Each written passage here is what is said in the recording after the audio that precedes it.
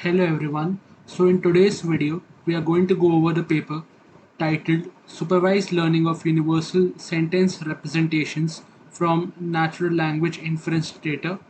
The paper is by Alex Kono, Doof Kaler, Holger Schwenk, Loic Barol, and Antoine Boris. I'm really sorry if I mispronounced any of those names. So for the paper, why did I choose this paper?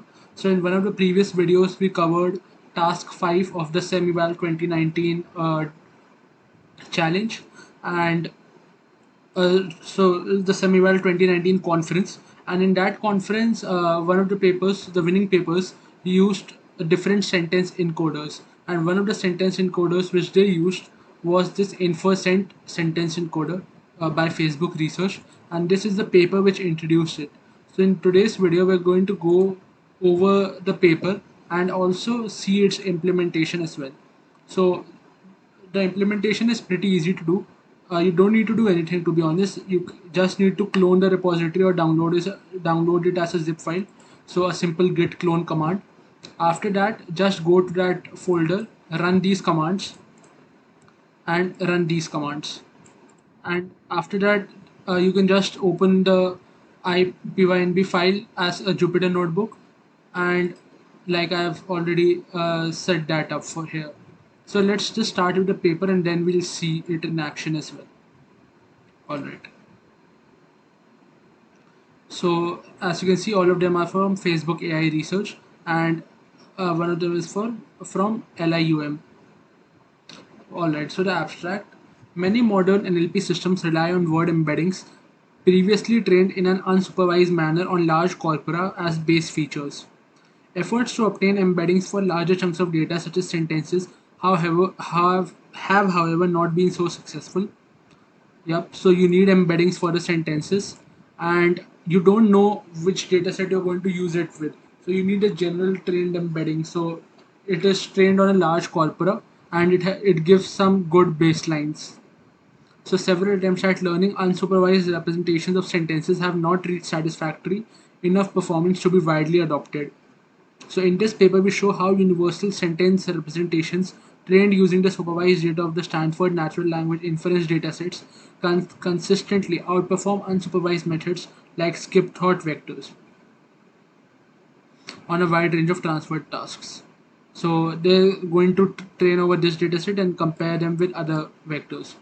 So much like how computer vision uses ImageNet to obtain features which can then be transferred to other tasks, our work tends to indicate the suitability of natural language inference for transfer learning to other NLP tasks. Our encoder is publicly available. So this is a GitHub repository. So distributed representations of words or word embeddings have shown to provide useful features for various tasks in natural language processing and computer vision. While there seems to be a consensus concerning the usefulness of word embeddings and how to learn them, there is not yet clear with regard to representations that carry the meaning of a full sentence. That is, how to capture the relationship among multiple words and phrases in a single vector remains an unsolved question.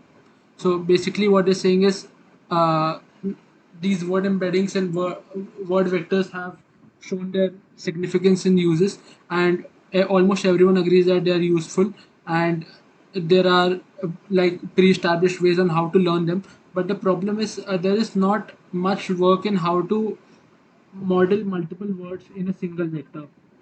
So how do you capture the context, or how do you capture, say, the word I am a boy, the sentence I am a boy, the word boy occurred in context of these other words. So that is an unsolved question. So in this paper, we studied the task of learning universal representation of sentences, that is a sentence encoder model. So do not get scared. Universal representation is basically an encoding that is trained on a large corpus and subsequently transferred to other tasks. Two questions need to be solved in order to build such an encoder, namely, what is the preferable neural network architecture, and how and on what task should such a network be trained.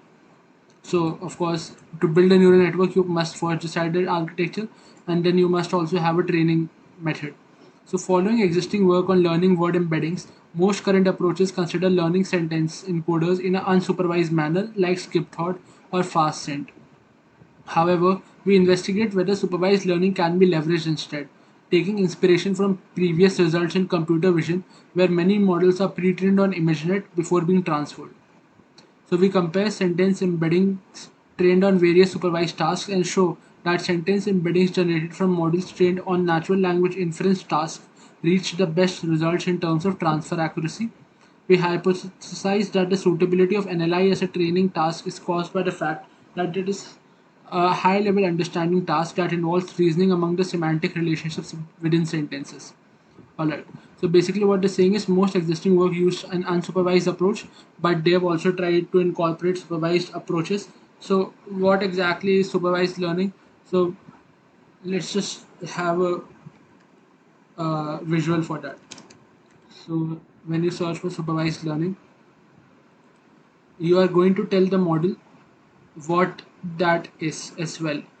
So suppose you have this is not a good visualization, I guess, or I'm not able to grasp it. Um, right. So this one. So suppose you give the model apples and you also tell it that these are apples. Then the model is able to predict, okay, these are apples. But if you just show 20 different types of things to the model, then the model itself has to learn that, okay, these seem to be belonging to different classes. That is unsupervised learning. So ImageNet uses supervised learning because ImageNet data has labels with it. Alright. So unlike in computer vision where convolutional neural networks are predominant, there are multiple ways to encode a sentence using neural networks. However, we investigate the impact of the sentence encoding architecture on representational transferability and compare convolutional, recurrent, and even simple word composition schemes. Our experiments show that an encoder based on a bidirectional LSTM architecture with max pooling trained on Stanford Natural Language Inference dataset yields state-of-the-art sentence embeddings compared to all existing alternative unsupervised approaches like skipthought or fastsent while being much faster to train. We established this finding on a broad and diverse set of transfer tasks that measure the ability of a sentence representation the ability of sentence representations to capture general and usable information. Alright. So if you're familiar with ImageNet type training models, then you must be knowing that in image processing, convolutional neural networks are more often used, while in NLP you see recurrent neural networks being used more often. So that is one point. Also, they've in their experiments they've used a bidirectional LSTM architecture. So what does bidirectional mean? It means that, for instance, if you have the sentence "I am a boy," and for the word "am," you're trying to when you do such training, then the model has access to the entire sentence. It is not like only it will see the word "I," it will also see the word "boy." So let's see if we can get some friendly visual for this. So yeah, so like this is the sentence "heart is not enlarged." So you can see that uh, each word has a forward layer as well as a backward layer as well, which goes into the previous uh, word. So let's just say if you're looking for the word "is," then you can see for the initial LSTM you get in the forward LSTM you get input from the word "heart," but in the backward LSTM you get input from the word "not" and "enlarged" as well. So both of these are eventually concatenated to give the representation of the sentence. Alright.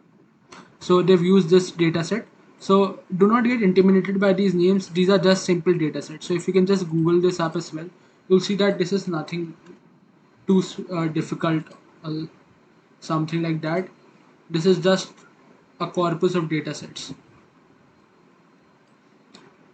So you can see that suppose you have this text. A man inspects the uniform of a figure in some East Asian country.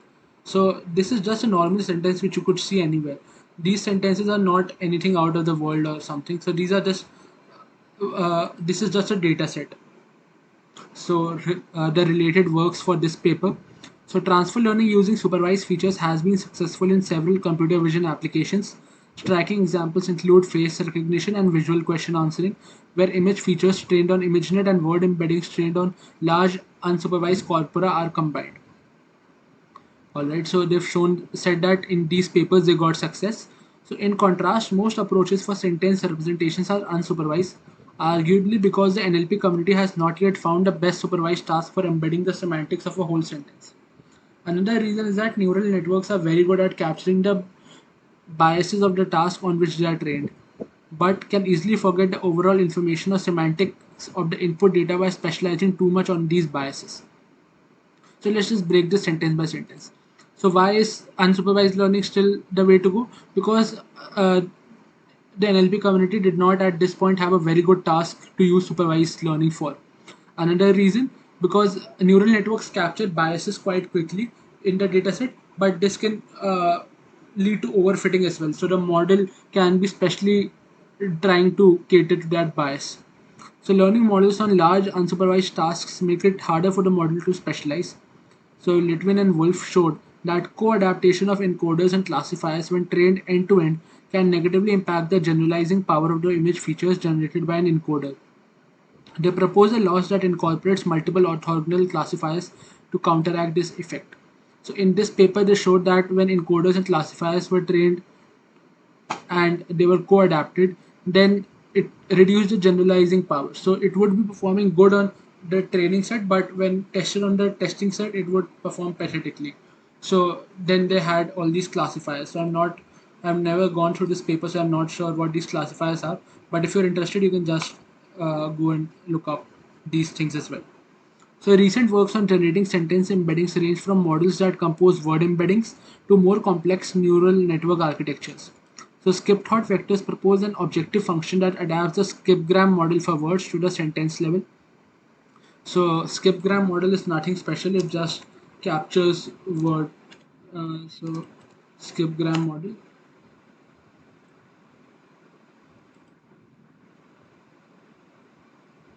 Yep. So for instance, let me see if I get a good visualization. Yep, this seems to be good.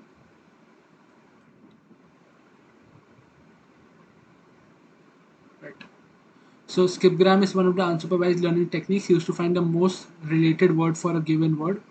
So you have a sentence, you need to predict the word which fits here. So the cat sat on the mat makes perfect sense, but the cat slept on the mat also makes sense, right? So skipgram is used to predict the context word for a given target word.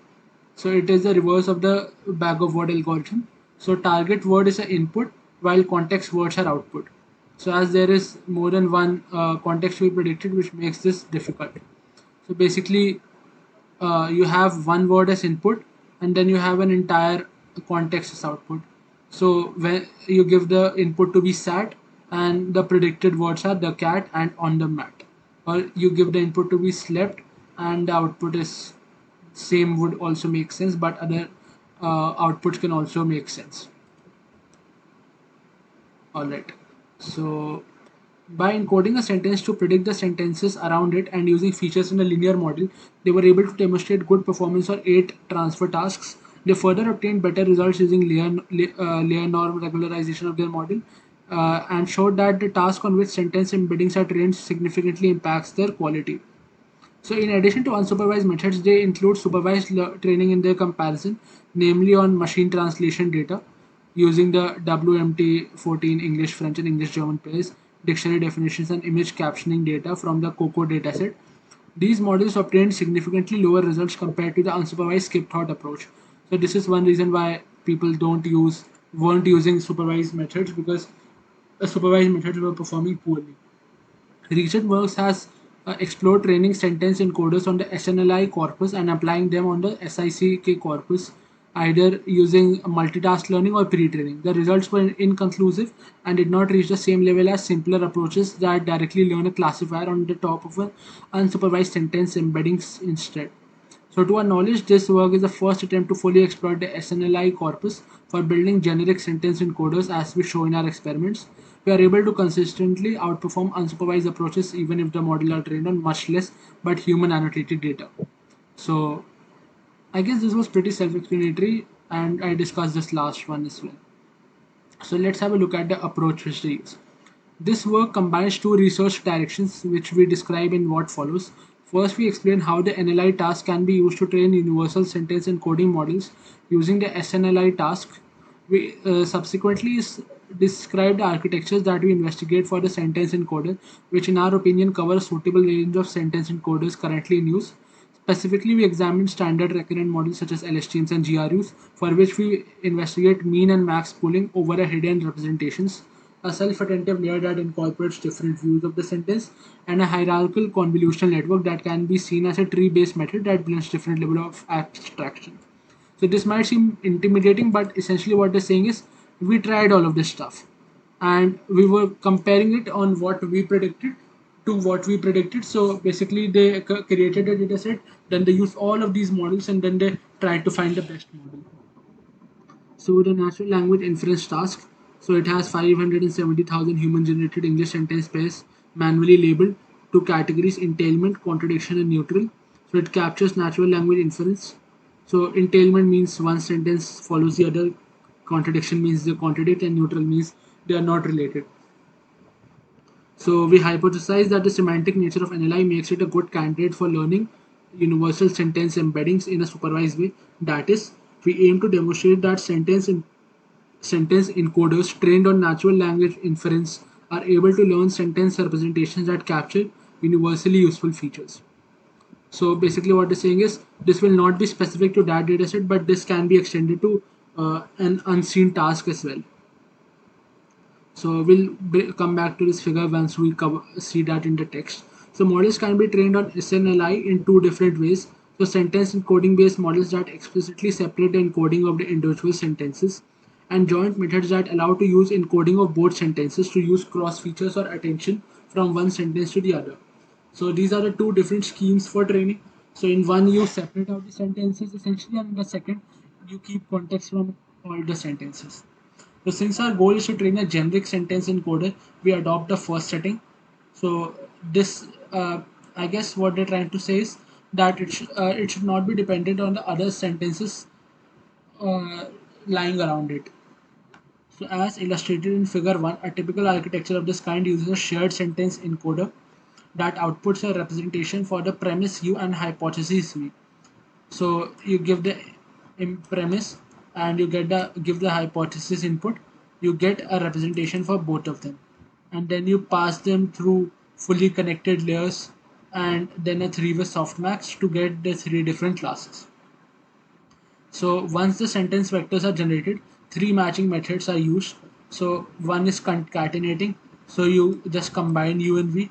The other is element wise product, so you just take the product, and then is the absolute difference, so you see the difference between the two representations.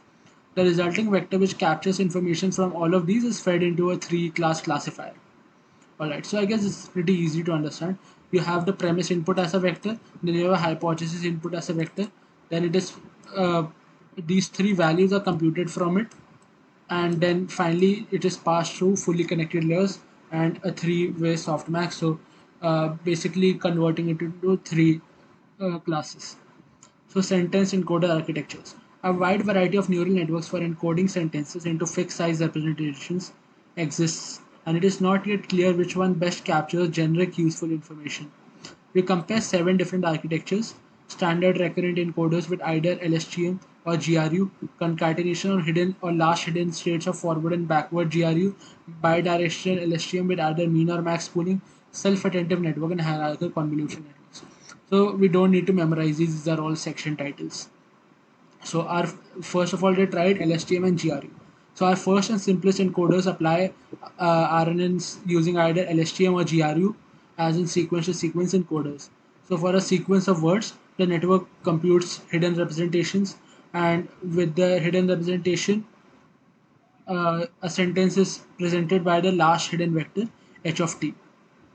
So we consider a vector by GRU last that concatenates the last hidden state of a forward GRU and the last hidden state of a backward GRU to have the same architecture as for skip thought vectors. So basically, they're saying that bi-GRUs essentially create the same are essentially the same as the architecture used for skip thought vectors. So let's just see some visualizations for these as well. So let's just search LSTMs and you'll see what's happening. So as you can see, you have inputs. They produce a hidden state, but they also act as input for the next uh, a word prediction. So, if the sentence is "I am a boy," then the context from "I," some hidden value from "I" also goes to "am," and the generation of the hidden state for "am," and that is why they say that the last hidden state is they use it as a representation for the sentence itself. GRUs are also not very different. So GRUs, I know it will pop up some uh, character. So let me just showcase GRUs. So basically in GRUs and LSTMs, the architecture internally is differs. On the outside, it looks quite similar because you still have the hidden state, but internally you have one less gate in the GRU. By LSTM with mean and max pooling. So for a sequence of t words, a bidirectional LSTM computes a set of t vectors, and it is the concatenation of a forward LSTM and a backward LSTM. We already saw this, and we experiment the two ways of combining the varying numbers of hidden states to form a fixed size vector, either by selecting the minimum value over each dimension or by considering the average.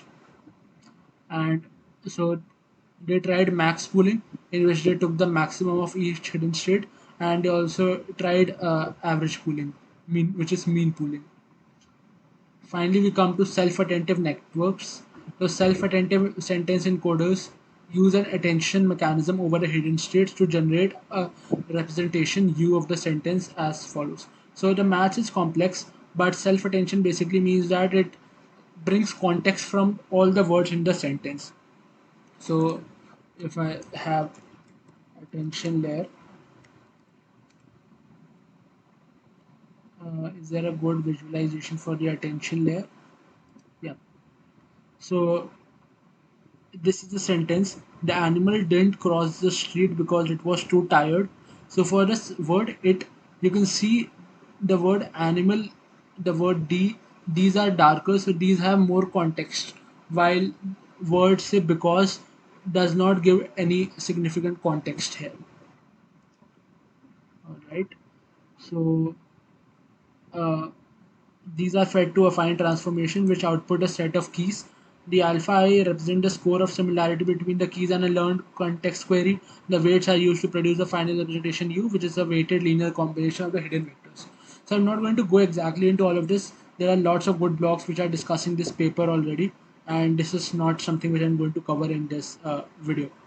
So following Lane et al. So when I am saying this paper, I mean the concept of attention, the query vector, etc.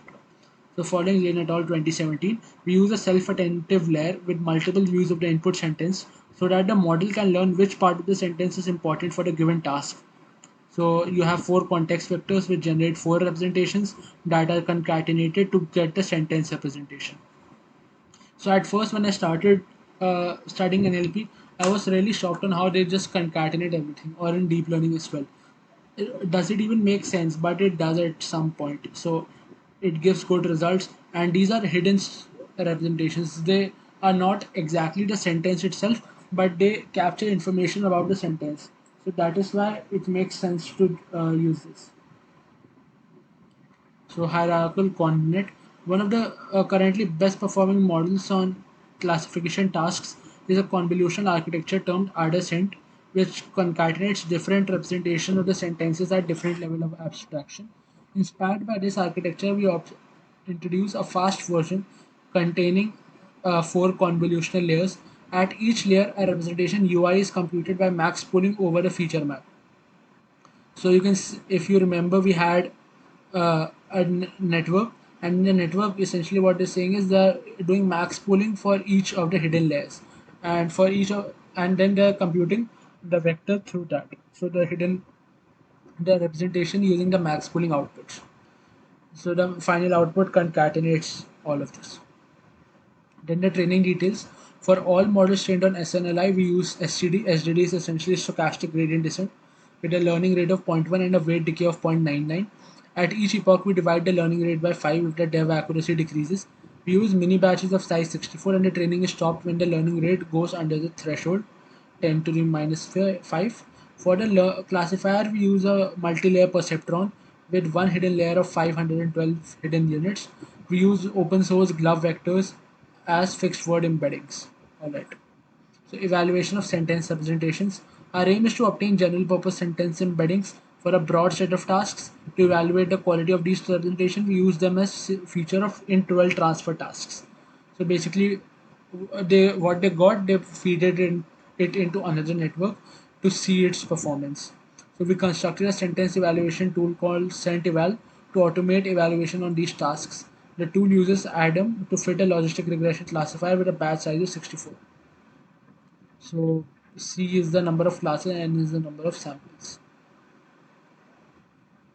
Okay, so I guess these are the different classification tasks. So we use a set of different binary classification tasks that cover various types of sentence classification, including sentiment analysis. So MR and SST are sentiment analysis for movies. They have two classes. Then you have product reviews, question type, subjectivity, objectivity, and opinion polarity. So in question type, you can see you have six classes. We generate sentence vectors and train a logistic regression on top. A linear classifier requires fewer parameters than an MLP and is thus suitable for small datasets where transfer learning is especially well suited. So we tune the L2 penalty of the logistic regression with grid search on the validation set. So they've just basically given a technical description of what they did. They used fewer parameters. They used a linear classifier because it requires fewer parameters than MLP and is thus suitable for smaller data sets and where transfer learning is especially well designed. And they tuned the L2 penalty of the logistic regression with grid search on the validation set. So grid search is used to get the parameters in some cases, but I'm not sure what L2 penalty is. So maybe I should just Google it. L2 penalty. Oh, so basically they're referring to L2 regularization only. I was thinking that one. So L2 regularization basically uses this additional term to regularize and keep the out to keep the model going in the right direction essentially. So it does not go haywire. So entailment and semantic relation, they use these data sets and they've then, I guess, described the different tasks or not. Alright, so STS14, semantic textual similarity, which while semantic relatedness is supervised in the case of SICAR, we also evaluate our embeddings on the six unsupervised semi-val tasks of STS14. This dataset includes subsets of news articles, forum discussions, image descriptions, and headlines from news articles containing pair of sentences labeled with a similarity score between 0 and 5. These tasks evaluate how the cosine distance between two sentences correlated with the human similarity score through Pearson and uh, Sperman correlations. So basically, these are the different tasks only. So I'm not going to go over all of these because it's pretty obvious that all of these are different tasks and they trained over all of these and the name are self-explanatory and I'm not even familiar with all of them, so I won't be doing justice by trying to explain them. So you have paraphrase detection, you have caption image retrieval, and then you can see the results. So for the results, we refer to micro and macro averages, and we compute a macro aggregated score that corresponds to the classical average, and the micro that is the sum of the dev accuracies weighted by the number of dev samples. So architecture impact. So they've seen that different models have different impacts. So BiLSTMs perform the best on the test set and even on the transfer learning part. It significantly performs better than LSTM, GRU, by GRU last, by LSTM mean, and so on. By LSTM mean is essentially using mean average pooling. inner retention, and hierarchical coordinate. So table 3 also shows that better performance on the training set does not necessarily mean it is better on the translating better results from the transfer tasks. So in the case of BILSTM mean uh, or inner retention. Alright, so let's have a look. So BILSTM inner retention was performing well on NLI, but compared to BILSTM mean, but it performed poorly on transfer tasks. So we hypothesize that some models are likely to over-specialize and adapt too well to the biases of the dataset without capturing general-purpose information. For example, the inner attention model has the ability to focus on certain parts of the sentence that are useful for the SNLI task, but not necessarily for the transfer task. On the other hand, BILSTMean does not make sharp choices on which part of the sentence is more important than the other. The difference between the results seem to come from the different abilities of the models to incorporate general information while not focusing too much on specific features. So the transfer quality is also sensitive to optimization. So when they use ADAM instead of HDD, they saw that BILST Max converged faster but obtained worse results.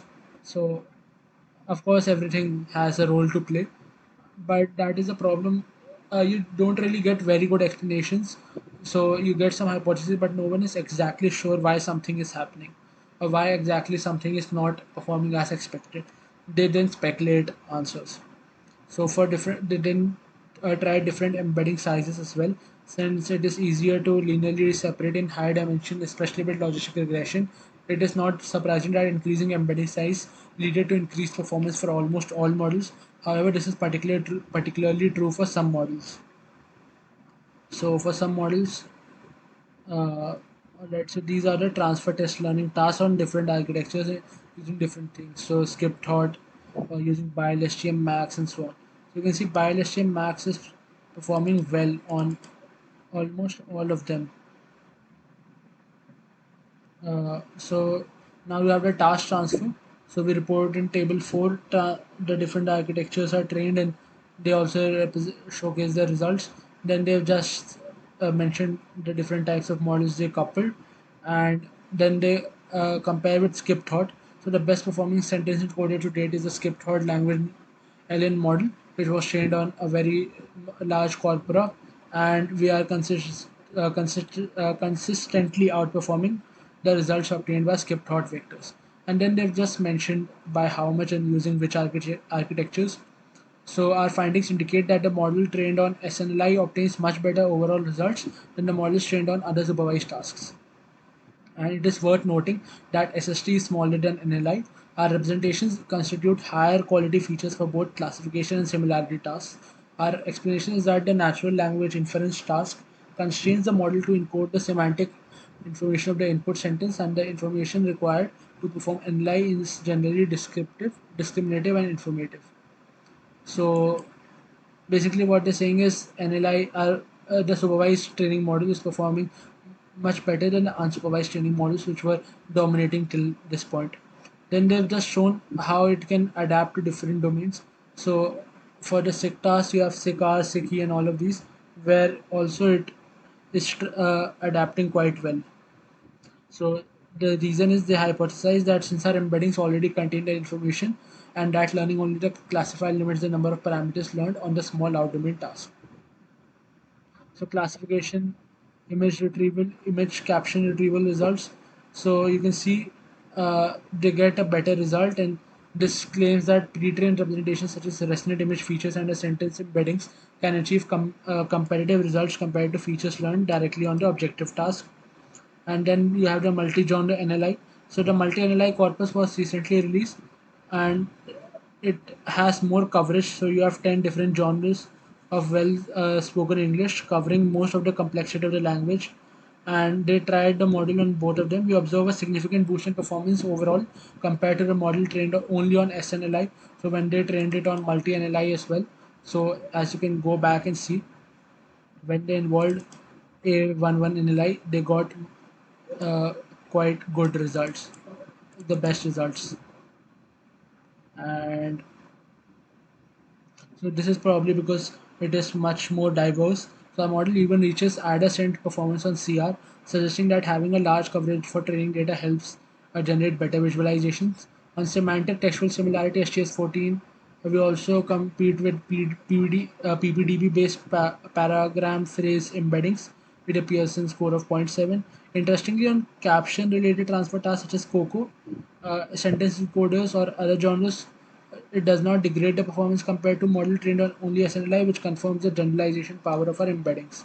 So basically, what they're saying is essentially the entire outcome of this paper was supervised learning is probably the way to go now because it is outperforming unsupervised learning in almost every task. And the conclusion is that they explored the 12 different tasks using BiLSTM networks which perform the best, and they believe that the work only scratches the surface, and with more work you can get much better results. So in the end they also have some visualizations. So for instance, you have suppose a sentence, a man plays an instrument, then you can see the instrument is given more weightage of some fashion, while a man playing a in a sentence, a man which says a man playing a saxophone, the word saxophone is given more emphasis because instrument and saxophone correlate. Playing and plays also correlate. For instance, you have eating soup, then you can see that there is, or since the words are almost similar, then you have closely heighted graphs. But when you have different ones, then uh, you can see sharp contrasts in some cases. And each of these are using the BiLSTM Max 4096 trained on NLI. They've also provided the weights which we'll now play around with. So basically, suppose the sentence is Barack Obama is the former president of the United States, then you can see the word importance is Barack Obama is given much more importance, United States is given much more importance than say the word off. So let's just try to run another thing. So let me just copy this and let me just try copying something. Let's just try this. Let's see what gets more importance here.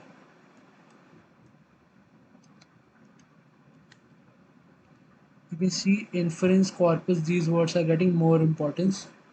Let's just get something much general. So why not write it ourselves only? So if we write something like I wish to visit France. Oh, sorry. You can see the word France has much more important.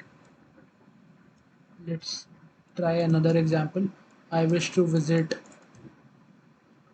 Uh,